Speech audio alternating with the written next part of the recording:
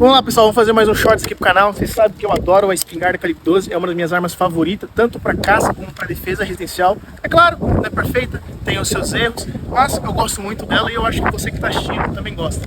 Tem 3 copos ali, eu coloquei munição F150, que é chumbo fino. Vamos ver se eu consigo acertar alguma coisa, né? Obviamente vai dar certo. Lembrando, estamos em stand de tiro, lugar seguro, apropriado e blá blá blá.